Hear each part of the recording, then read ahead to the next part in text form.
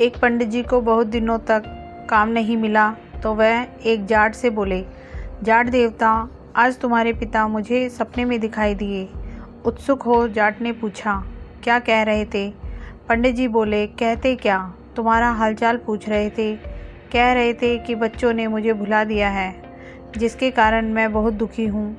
जाट को याद आया, बोला, पंडित जी ठीक कह रहे हो, मरने के बाद मैंने पिता का श्राद्ध भी नहीं किया, शायद इसलिए दुखी हैं।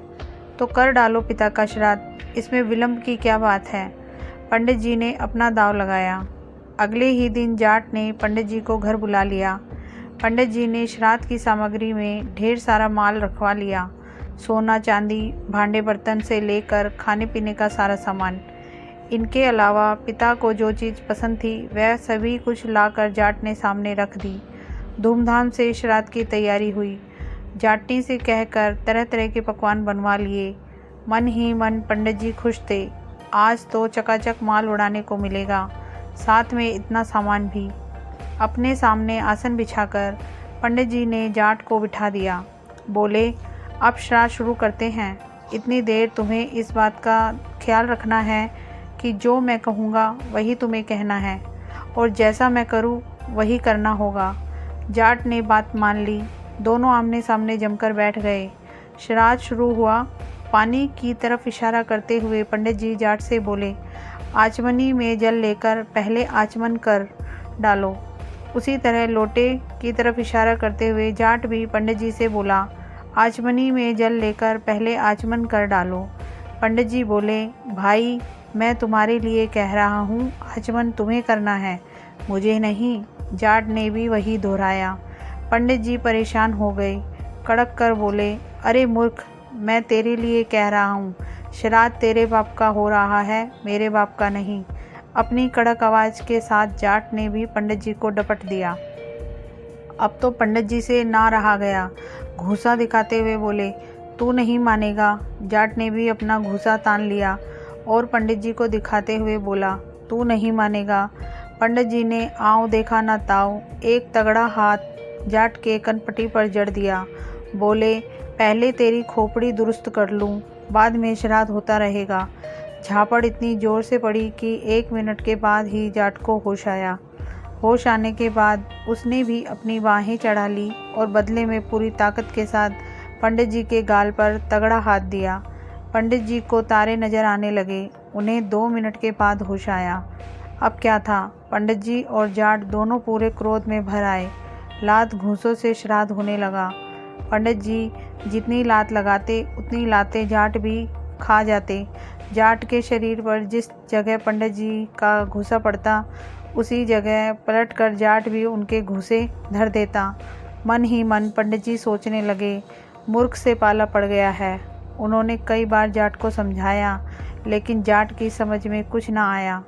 नतीजा यह है कि बात पर फिर बात बढ़ी और दोनों फिर से गुत्थम गुत्था होकर लड़ने लगे। कभी पंडित जी नीचे होते तो कभी जाट के नीचे होने की बारी आ जाती। आपस में देर तक लात घुसे और उठापटक का दौर चलता रहा।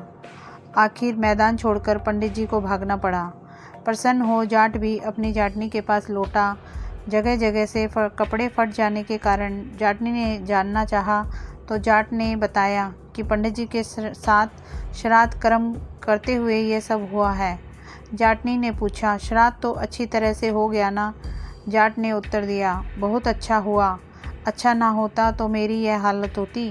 पंडित जी ने कोई कसर ना रखी और मैंने भी पूरे ज़ोर शोर से काम लिया। चलो अच्छा हुआ, लेकिन पंडित जी को कुछ दक्षिणा वगैरह दी या नहीं? जाटनी ने पूछा। दक्षिणा तो कुछ नहीं दिया, हम लोग श्राद्ध में ही इतने मस्त हो गए कि पंडित जी की दक्षिणा और भोजन का ख्याल ही ना रहा। बेचारे पंडित जी बिना दक्षिणा के लौट गए। अब तुम ही थोड़ा कष्ट करो, एक बड़े थाल में भोजन और साथ में दक्षिणा पंडित जी के घर पहुंचा आओ, वरना श्राद्ध का कोई फल नहीं मिलेगा। सुनकर जाटनी खुश हुई। नहा धोकर उसने धुले कपड़े पहन लिए, एक बड़े थाल में भोजन रखा और पंडित जी के घर की ओर चल पड़ी। उधर पंडिताइन प्रतीक्षा में बैठी थी कि पंडित जी श्राद्ध करने गए हैं, लौटते हुए अपने साथ कई चीज़ें और बढ़िया पकवान भी लाएंगे।